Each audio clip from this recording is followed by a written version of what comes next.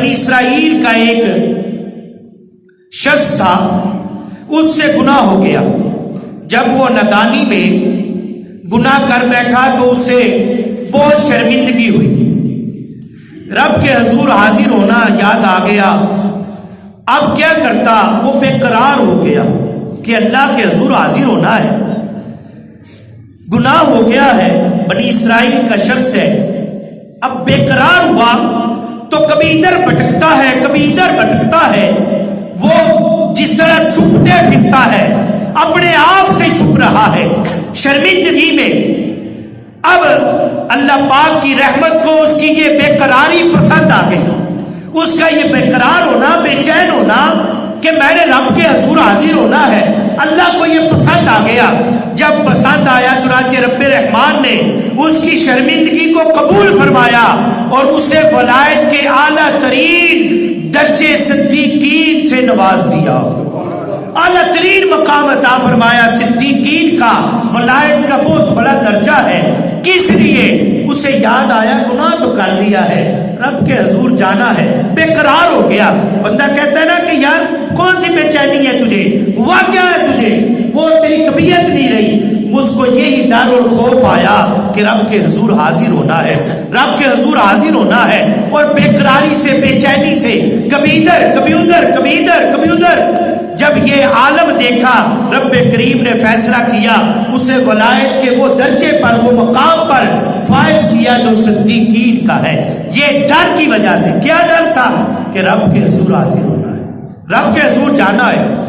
شیخ ابو بکر بن عبداللہ رحمۃ اللہ علیہ لکھتے ہیں ایک قصاب تھا کے ساتھ، مطلب قصاب تھا، قصائی تھا، کام قصاب کا کرتا تھا.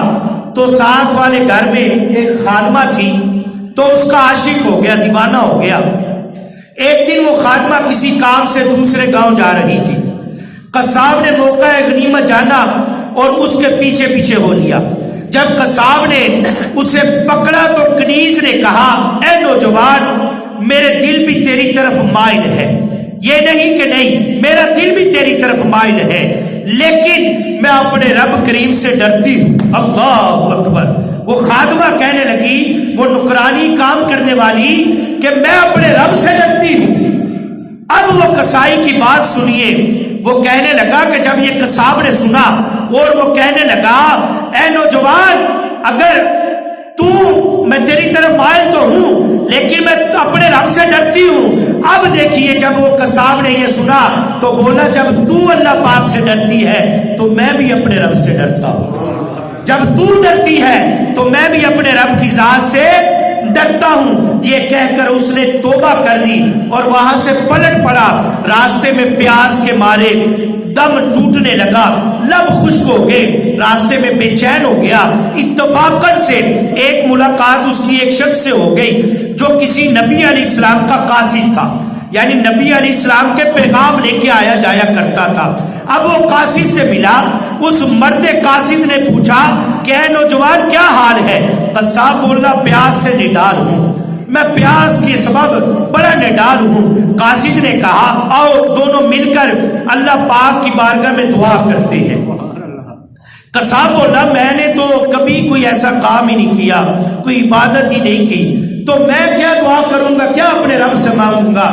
انہوں نے، قصاب نے کہا کہ آپ نبی علیہ السلام کے قاصد ہیں، پیغام لے کے آنے جانے والے ہیں، آپ دعا کیجئے، میں آمین کہتا ہوں. جب یہ کہا تو قاصد نے دعا شروع کی تو قصاب پیچھے آمین کہنا شروع کر دیا. تو رب کریم نے کرم فرمایا کہ ان کو پانی نصیب ہوا. انہوں نے پانی پیا. جب سفر شروع کیا تو ایک صاحبان ان کے ساتھ سایہ کر کے چل رہا ہے. اب یہ قصاب ہے اور قاصد ہے. ایک ایسا مقام آیا جہاں سے یہ دونوں جدا ہوئے. جب یہ جدا ہوئے، ایک کے دل میں خیال ہے کہ یہ نبی کا غلام ہے، قاصد ہے، اس کی مہربانی سے ہو رہا ہے.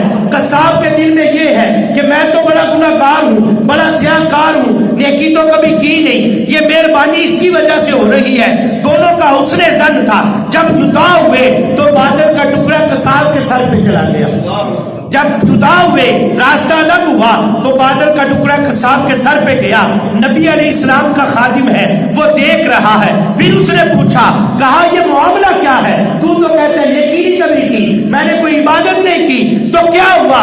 وہ کہنے لگا کہ میں اس ارادے سے آیا تھا, گناہ کے ارادے سے آیا تھا. وہ نوجوان لڑکی نے کہا کہ میں اپنے رب سے ڈرتی ہوں. تو میں نے کہا اگر تو ڈرتی ہے تو میں بھی اپنے رب سے ڈرتا ہوں اور میں نے توبہ کی. تو وہ قاصد نے کہا اللہ تعالیٰ نے اس ڈر کی وجہ سے یہ تجھے انعام عطا فرمایا ہے, یہ خاص کرم اللہ نے اس کی وجہ سے فرمایا ہے.